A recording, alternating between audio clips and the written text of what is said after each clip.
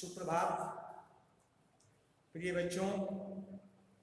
पिछले क्लास में शीर्षक भेड़ और भेड़िए को नियमित करते हुए पाठगत बातों से आपको अवगत कराया था।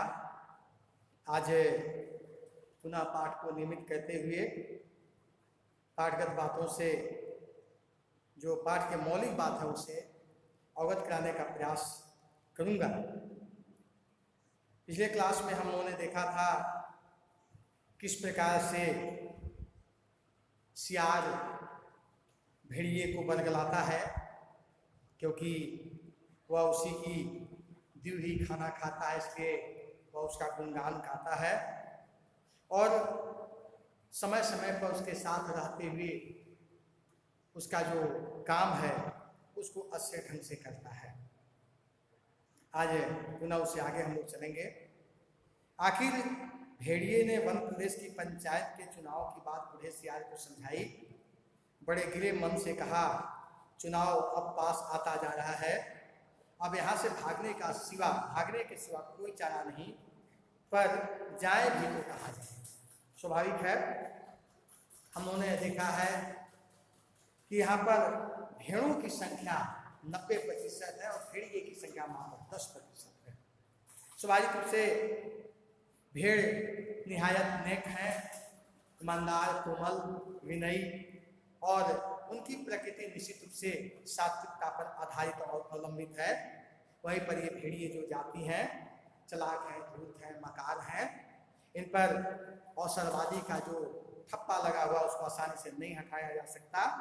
इस प्रकार की जो उनका प्रकृति है, ताकतवर, अत्याचारी होकर चापलूसों के बीच में घिर करके और उनके काम को करना, प्रजा की बातों को छोड़ देना, वास्तव में यह किसी भी दृष्टि से श्रेष्ठकर नहीं कहा जा सकता है। यहाँ पर यह बताया गया है, पहले भी हमने देखा कि शेर किस प्रकार से स्वावलंबी जीवन जीता है, स्वाभिमानी जीवन जीता है, छल पंच कपट धोखा से वह कौशल दूर होता है, उसकी दहाड़ से पूरी जंगल फर्रा उठती है।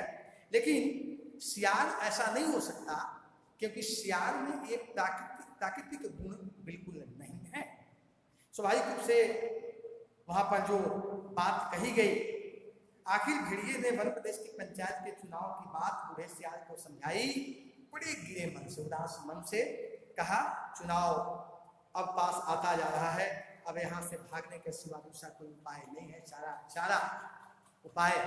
चारा पशुओं का नहीं, उपाय जाए भी तो कहाँ जाए, यह मन में उसके बात आती है। सियार ने कहा, मालिक आप सर्कस में भर्ती हो जाइए।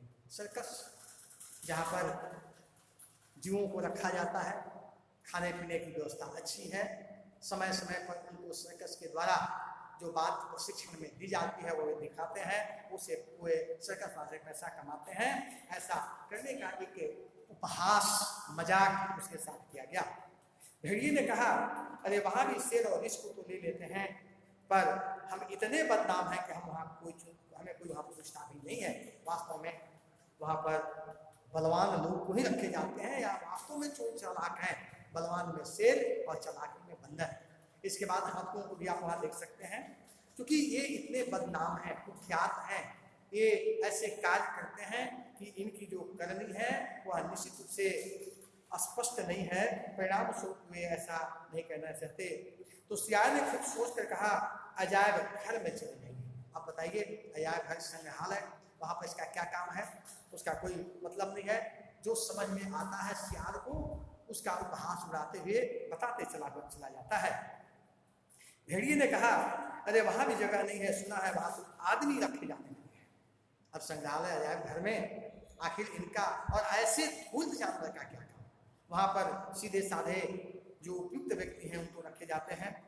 बूढ़ा सियार अब ध्यान बंद हो गया, उसने एक आंख बंद की, नीचे के होठ को ऊपर के दांत से दबाया और एकटक आकाश की तरफ देखने लगा।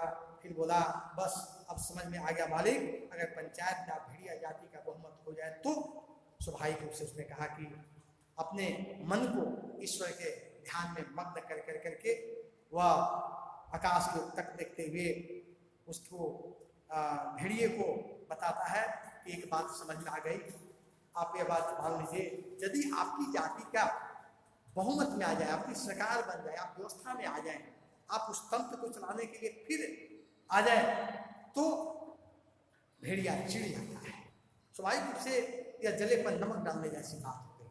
संख्या उनकी कम है, वे अल्पमत में है, बहुमत की बात का रास्ता दिखा करके वह जिस प्रकार से उसे चिढ़ा रहा है, चिढ़ना स्वाभाविक है। कहा कि आसमानी बातें करना, आसमानी बातें का मतलब काल्पनिक बात जिसका कोई ओर छोर नहीं है, जिसका कोई यथार्थ भाव नहीं है। अरे हमारी जाति कुल 10% है और भेड़े तो अन्य छोटे पशु 90%, भला हुए हमें काहे को चुनेंगे। अरे कहीं जिंदगी अपने को मौत के हाथ सौंप सकती है, अगर हाँ ऐसा हो सकता तो क्या इच्छा तो है इस बात में, हाँ ऐसा हो सकता तो क्या बात है, इच्छा तो है। स्वाभाविक रूप से वह चिढ़ जाता है, क्रोधित हो जाता है कि मेरा मजाक बहस उड़ा रहा है, अपमानी बात नहीं करने के लिए उसे हिदायत देता है।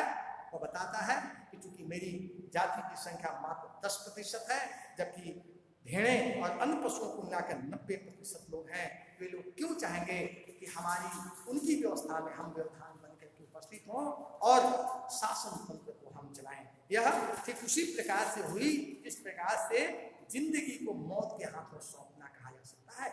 तो इस प्रकार से सौंपने की प्रकृति और प्रवृत्ति यथार्थ नहीं लगती, लेकिन अगर ऐसा हो जाए तो इससे कुछ अच्छी बात भी बिल्कुल मेरे लिए नहीं है।